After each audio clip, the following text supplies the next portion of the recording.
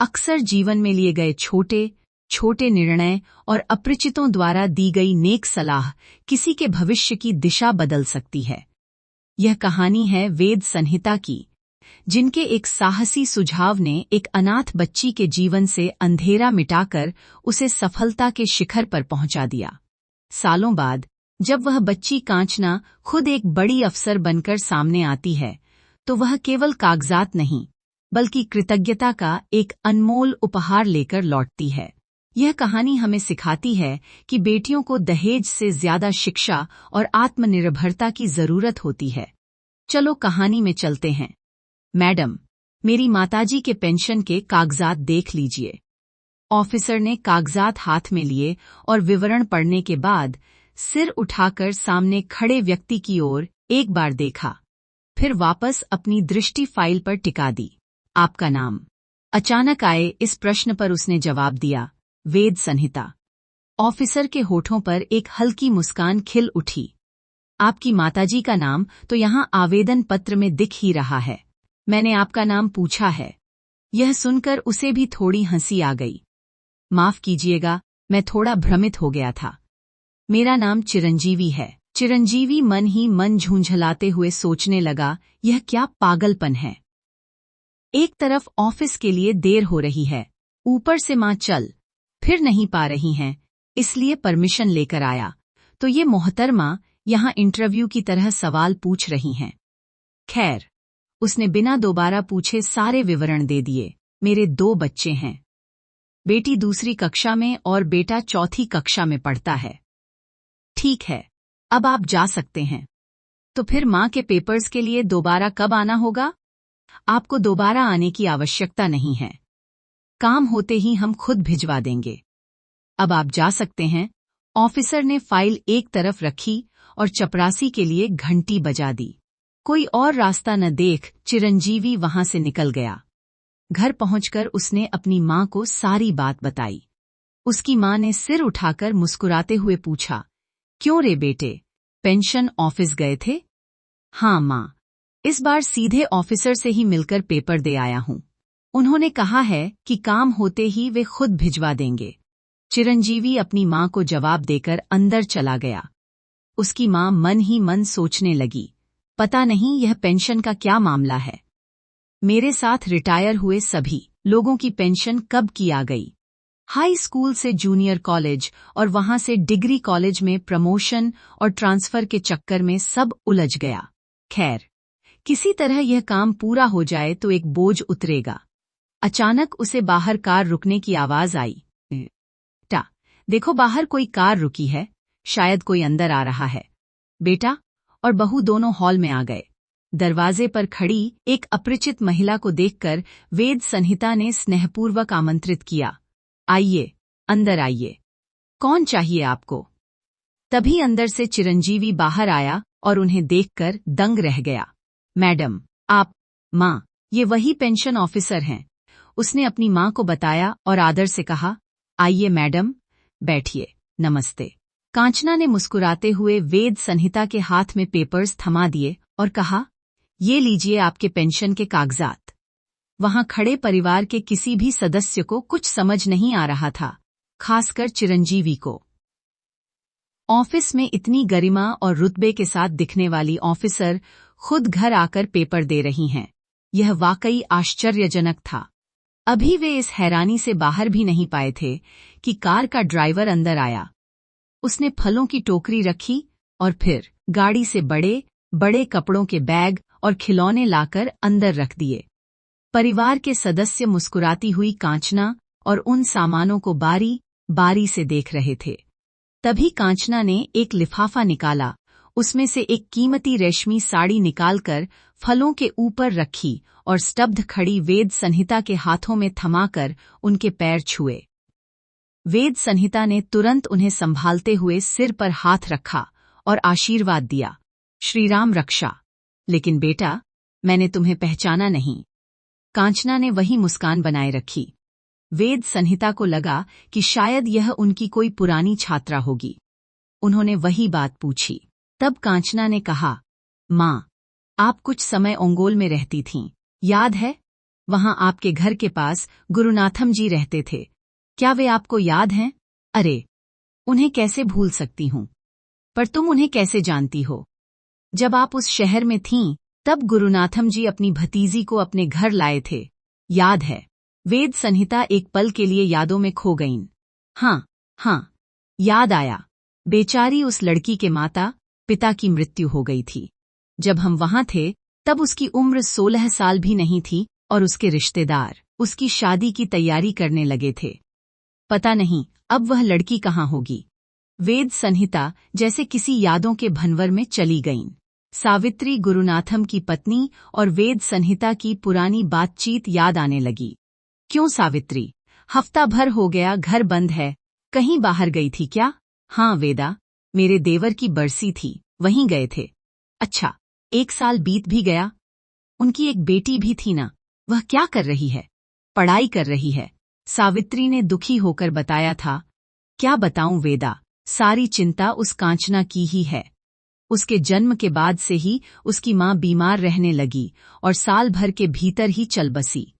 उसके पिता बहुत अमीर और बड़े अफसर थे।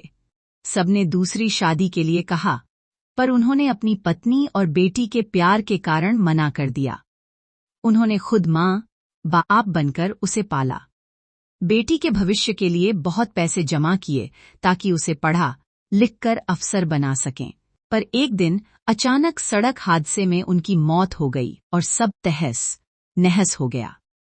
पिता की मृत्यु के बाद कांचना का भविष्य एक समस्या बन गया। उसके बड़े ताऊ के पहले से ही 3 बेटियां थीं, वे चौथी का बोझ नहीं उठाना चाहते थे। तब उसकी बुआ सुगुणा उसे अपने साथ ले गई।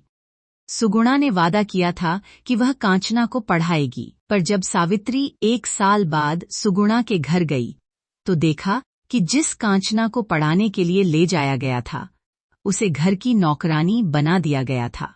सुगुणा की सास ने उसे स्कूल भेजने से मना कर दिया और सुबह से रात तक उससे बैल की तरह काम कराने लगीं।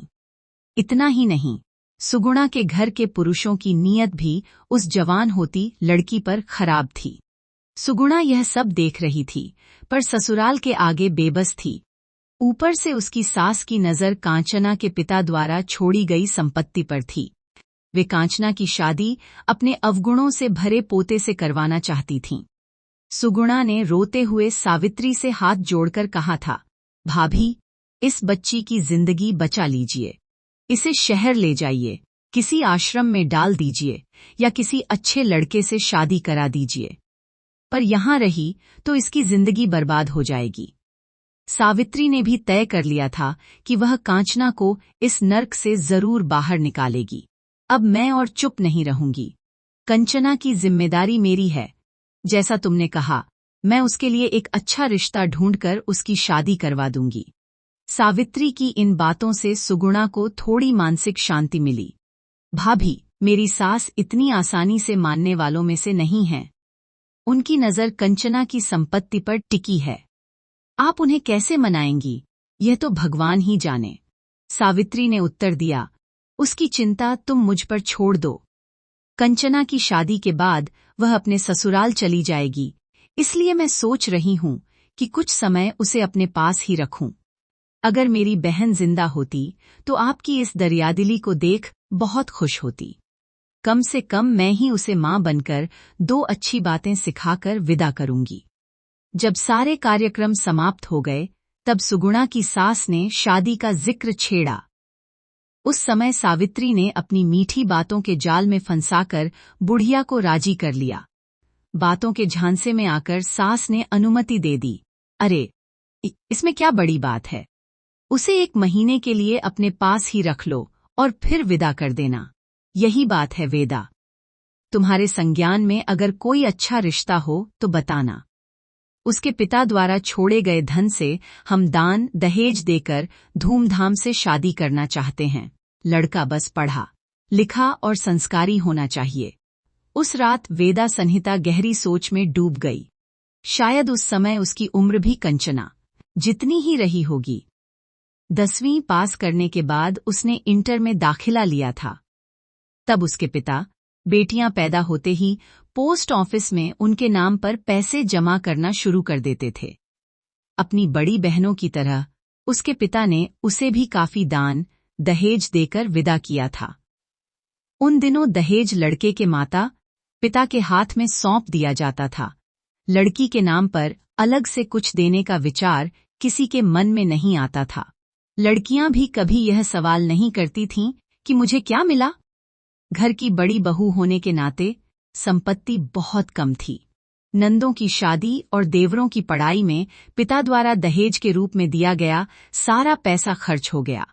धीरे धीरे सभी अपनी जिंदगी में जम गए। सास ससुर का स्वर्गवास हो गया। वेदा के 2 बच्चे अभी छोटी कक्षाओं में पढ़ रहे थे और अभी उसकी उम्र 25 साल भी नहीं हुई थी कि अचानक उसके पति का हार्ट अटैक से निधन हो गया। सभी मध्यम वर्गीय परिवार थे। हर कोई अपनी गृहस्थी में व्यस्त था। कोई भी मदद के लिए आगे नहीं आया। पति की मृत्यु के बाद मिले थोड़े से पैसे ही उसका एकमात्र सहारा थे। वेदा की 10वीं की पढ़ाई के आधार पर उसे एक स्कूल में आया की नौकरी मिल गई। इससे उसे थोड़ी राहत मिली। बच्चों को पढ़ाते हुए उसने अपनी अधूरी इंटर की परीक्षा पास की और फिर प्राइवेट से BA की पढ़ाई पूरी की। आया की नौकरी से शुरू होकर वह धीरे धीरे टीचर बनी और अपनी उच्च शिक्षा के दम पर अंततः कॉलेज में लेक्चरर के पद पर नियुक्त हुई। उस मुकाम तक पहुंचने के लिए उसने कितने कष्ट सहे, कितनी रातें भूखे गुजारीं, यह केवल ईश्वर ही जानता है। विचारों से बाहर आकर वेदा ने एक फैसला लिया। शाम को कॉलेज से सीधे सावित्री के घर पहुंचकर उसने पूछा, सावित्री, कंचना कहाँ है? वह घर पर नहीं है वेदा, बच्चों के साथ नागार्जुन सागर घूमने गई है। क्यों? क्या कोई रिश्ता मिला? सावित्री ने उत्सुकता और खुशी भरे स्वर में पूछा। उस समय सावित्री के पति भी घर पर ही थे। उन्होंने कहा, हाँ बेटा, क्या कोई रिश्ता देखा है? बस उस बच्ची की शादी हो जाए और वह सुखी रहे, यही काफी है। वेदा ने गंभीरता से कहा, भैया, मैं आप दोनों से कुछ बात करने आई हूं। बच्चे घर पर नहीं हैं, यह हमारे लिए अच्छा ही है। सावित्री, तुम मुझे पिछले 10 सालों से देख रही हो, मुझे देखकर तुम्हें क्या लगता है? इस अजीब सवाल से सावित्री उलझन में पड़ गई तो उसके पति ने जवाब दिया, बेटा, तुम एक आदर्श महिला हो। पति की मृत्यु के बाद भी तुम टूटी नहीं, बल्कि हिम्मत से अपने पैरों पर खड़ी हुई और बच्चों को भी काबिल बनाया। तुम एक ऐसी प्रेरणा हो जिससे लोग सीख सकते हैं। वेदा ने भावुक होकर कहा, भैया, आप सबको मैं एक आदर्श महिला लग सकती हूं, लेकिन इसके पीछे मैंने कितने दुख झेले हैं, यह सिर्फ मेरे करीबी जानते हैं। मुझे यह सब क्यों झेलना पड़ा? क्योंकि कम उम्र में दुनिया की समझ नहीं थी और पर्याप्त शिक्षा नहीं थी। मैं नहीं चाहती कि जो मुसीबतें मैंने झेलीं, वह कोई और लड़की झेले।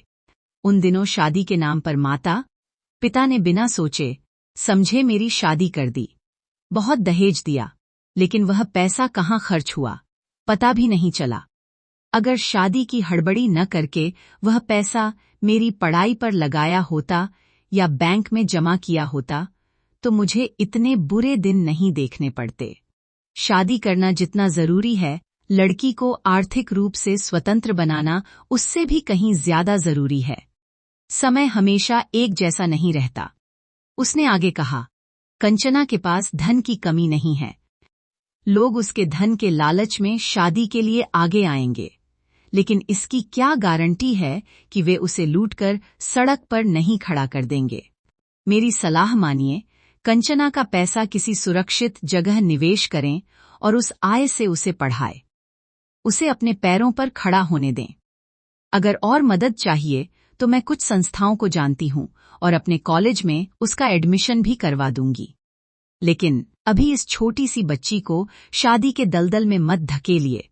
अपनी बात कहकर वेदा को मानसिक शांति मिली और वह सुकून से सोई।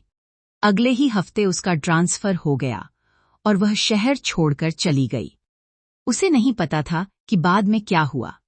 सालों बाद जब वही कंचना आज एक बड़े अधिकारी के रूप में वेदा के सामने खड़ी थी, तो वेदा को अपनी आंखों पर यकीन नहीं हुआ। कंचना ने मुस्कुराते हुए कहा, माँ, मैंने आपको प्रत्यक्ष रूप से नहीं देखा था, लेकिन बड़ी माँ सावित्री के पास मौजूद आपकी फोटो और आपका नाम मेरे दिल में बस गया था। आपकी बातें मेरे लिए वेद वाक्य बन गईं।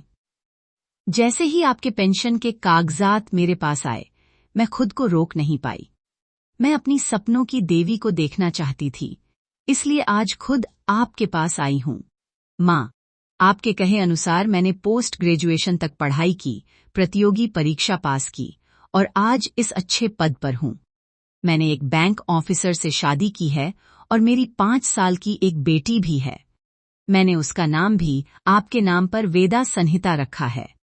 यदि आपको वीडियो पसंद आया तो कृपया लाइक करें और हिंदी वॉइस चैनल को सब्सक्राइब करें। और भी अच्छी अच्छी कहानियों के साथ फिर मिलती हूँ। कहानी देखने के लिए धन्यवाद।